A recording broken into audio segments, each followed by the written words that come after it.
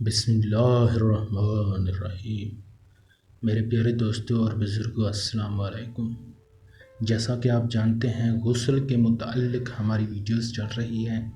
اگر آپ نے پہلے ہماری ویڈیوز نہیں دیکھی تو ان کے لنک جو ہیں نیچے ڈسکرپشن میں دیے گئے ہیں، وہاں سے آپ دیکھ سکتے ہیں۔ آج کی جو ہماری ویڈیو ہے، مشت زنی کا عذاب۔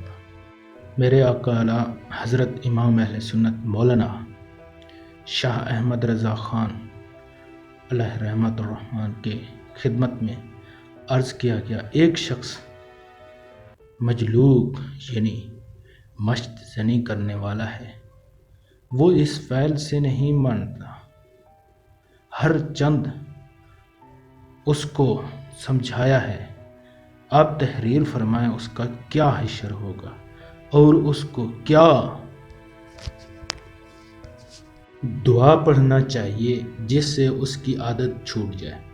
ارشاد اعلی حضرت، وہ گنہگار ہے، عاصی ہے، اصرار کے سبب مرتکب کبیرہ ہے، فاسق ہے۔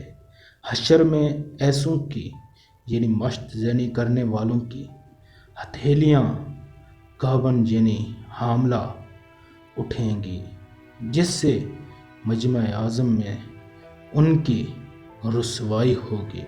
اگر توبہ نہ کریں، اور اللہ عز و جل متعارف فرماتا ہے جسے چاہے، اور عذاب فرماتا ہے جسے چاہے، اسے چاہیے کہ لا حول شریف کی کثرت کرے، اور جب شیطان اس حرکت کی طرف بلائے تو فوراً دل سے متوجہ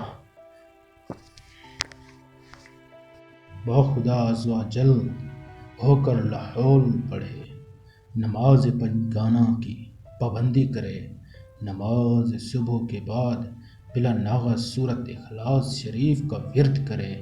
واللہ تعالی ہر صبح سورت اخلاص 11 بار پڑھے۔ اگر شیطان لشکر کے کوشش کر کے اس سے گناہ کرائے، نہ کرا سکے جب تک کہ یہ خود نہ کرے۔